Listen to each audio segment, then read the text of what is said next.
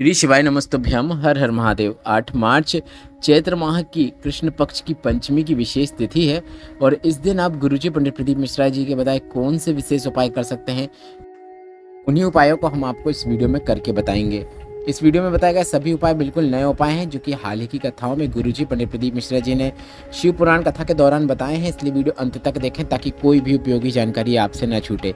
चैत्र माह के इस पंचमी तिथि में आपको इनमें से एक उपाय जरूर करना है और इस चैत्र माह का आपको अधिक से अधिक लाभ प्राप्त करना है। यह उपाय आप 8 मार्च को सुबह, दोपहर, शाम और रात जब आपको ठीक लगे तब कर सकते हैं। जल चढ़ाने वाले उपाय शाम से पहले कर लें। अब बढ़ते हैं पहले विशेष उपाय की ओर जो आप 8 मार्च को कर सकते हैं। यह काफ़ी सरल और आसान उपाय है। आपको थोड़ा सा चंदन लेकर और एक कलश जल लेकर भोलेनाथ के मंदिर में पहुंच जाना है। वीडियो में देखकर समझ सकते हैं आपको यह उपाय किस प्रकार से करना है। सबसे पहले आपको चंदन लेना है और चंदन आपको भोलेनाथ के शिवलिंग में कहाँ कहाँ लगाना है वीडियो में देखकर समझ सकते हैं।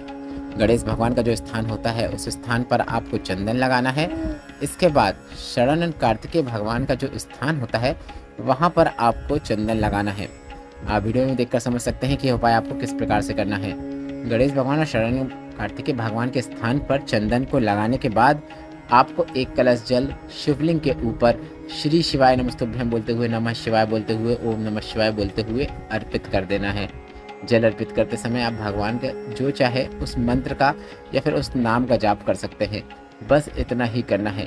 गुरुजी ने कहा है अगर आप 3 बार या 5 बार यह उपाय कर लेते हैं, जीवन में जो भी दुख तकलीफ कष्ट चल रहे हैं वह दूर हो जाते हैं और आपको आपके कार्यों में सफलता प्राप्त होती है।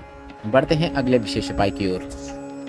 अभी हाल ही की शिव पुराण कथा में गुरुजी ने एक सरल और आसान उपाय बताया था, जिसे करने के लिए आपको एक कलश जल लेना है और एक कलश जल भोलेनाथ के मंदिर में पहुंचकर शिवलिंग के ऊपर अर्पित कर देना है। इसके बाद थोड़ा सा जो आपने दूध लाया है जो कि गाय का होना चाहिए उसे आपको भोलेनाथ के शिवलिंग पे अर्पित कर देना है। आप वीडियो में देखकर समझ सकते हैं कि यह उपाय आपको कैसे करना है, किस प्रकार से करना है। आपको भोलेनाथ के शिवलिंग पर अगर आप दूध अर्पित करते हैं, चंदन अर्पित करते हैं या फिर कोई भी सामग्री अर्पित करते हैं तो आपको उसके बाद एक कलश साफ जल भी शिवलिंग पे जरूर अर्पित करना है। इस बात का आपको ध्यान रखना है।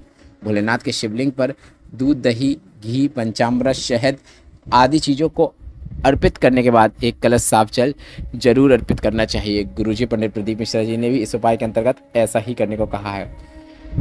अगर आप एक नियम बनाकर भोलेनाथ के शिवलिंग पर कच्चा दूध से तात्पर्य यह है कि दूध को आपको पकाना नहीं है। कई लोग सोचते हैं कि यह कच्चा दूध क्या कहलाता है, तो गुरुजी ने बताया है कि कच्चा दूध से तात्पर्य यही रहता है कि बगैर पका हुआ दूध को कच्चा दूध कहते हैं।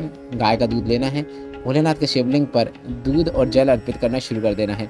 ऐसा करने से भोलेनाथ के साथ साथ माता पार्वती की भी आपको कृपा प्राप्त होती है और आपकी जो भी इच्छा है, जो भी कामनाएं हैं वह सभी पूर्ण हो जाती हैं। और आपको एक प्रयास करना है, आप अपने घर पर या फिर भोलेनाथ के मंदिर पर एक गोल बाती का दीपक भोलेनाथ के निमित्त श्री शिवाय नमस्तुभ्यम बोलते हुए, नमः शिवाय बोलते हुए, ओम नमः शिवाय बोलते हुए प्रज्वलित जरूर करें। दीपक प्रज्वलित करने के बाद आप अपनी जो भी कामना है वह कामना कर सकते हैं। वह आपकी कामना शीघ्र पूर्ण होगी, यह निश्चितता है। अब बढ़ते हैं अगले विशेष उपाय की ओर जो आप अपने घर पर भी कर सकते हैं या फिर भोलेनाथ के मंदिर में पहुंचकर कभी भी कर सकते हैं। पिछले वर्षों की शिवपुराण कथा में गुरुजी ने भोलेनाथ के शिवलिंग पर त्रिपुण बनाने का एक विशेष तरीका बताया था। गुरुजी ने कहा शिवलिंग पर सीधे अपने हाथ की बीच की 3 उंगलियों का उपयोग करते हुए 3 रेखाएं खींच देना, यह भी त्रिपुंड बनाया जाता है। कई लोग बनाते हैं, आप ऐसा भी बना सकते हैं। पर शास्त्रों में जो वर्णन है जिससे आपकी हर मनोकामना पूर्ण हो जाती है, किस्मत में जो आपकी उल्टी रेखाएं हैं वह भी सीधा होना शुरू हो जाती हैं, वह त्रिपुंड अगर आप बनाना चाहते हैं तो उसके लिए अपने हाथ की बीच की 2 उंगलियों का उपयोग करते हुए शिवलिंग पे 2 लाइन खींचना है। इसके बाद अंगूठे की बाजू वाली उंगली का उपयोग करते हुए उन्हीं 2 लाइनों के नीचे तीसरी लाइन खींच देना है। गुरुजी ने कहा है कि जिस प्रकार से आपने 2 लाइनों के नीचे तीसरी लाइन शिवलिंग में त्रिपुंड बनाते समय आपने खींची है, भोलेनाथ आपका हाथ थाम लेते हैं और कभी आपको गड्ढे में नहीं जाने देते हैं। कभी भी आपको आपके जीवन में कर्जा देखने को नहीं मिलेगा। जीवन में आप आगे ही बढ़ते चले आएंगे। काफ़ी सरल और आसान उपाय है। आप अपने घर के भोलेनाथ के शिवलिंग पर यह सरल और आसान उपाय कर सकते हैं। इस प्रकार से भोलेनाथ का त्रिपुंड बना सकते हैं जो कि शास्त्रों में वर्णित है। और आपको एक प्रयास करना है, रविवार का दिन है तो आप भोलेनाथ के शिवलिंग पर एक शमी पत्र जरूर अर्पित करें। थोड़े से काले तिल अर्पित करें। ऐसा करने से भोलेनाथ की आप पर एक विशेष कृपा रहती है और साथ ही साथ एक पूजन भी हो जाती है जो आपके हर मनोकामनाओं को पूर्ण करने वाली होती है।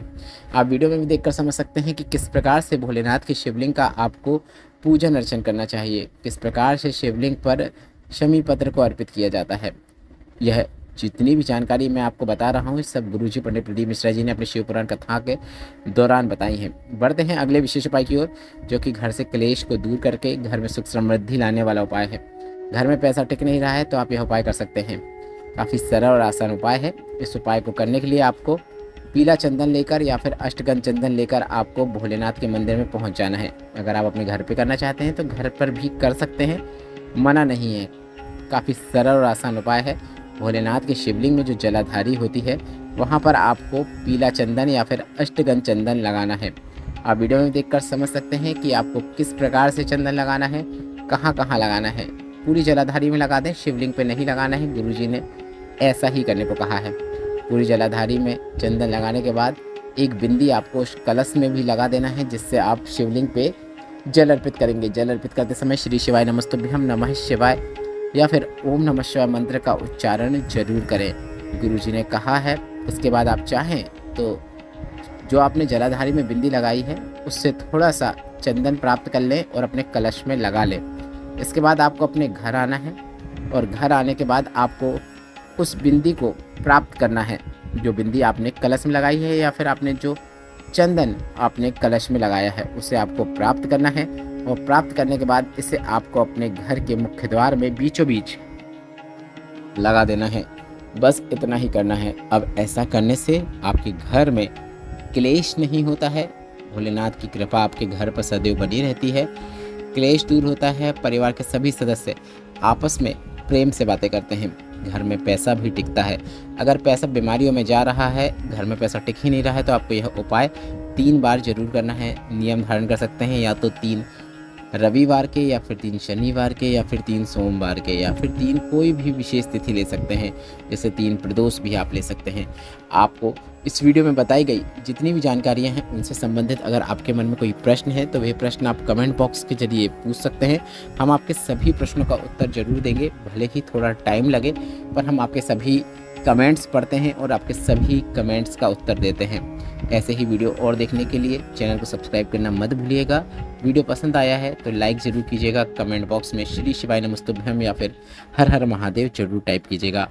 श्री शिवाय नमस्तुभ्यम, हर हर महादेव। जय श्री कृष्णा, जय श्री हरि।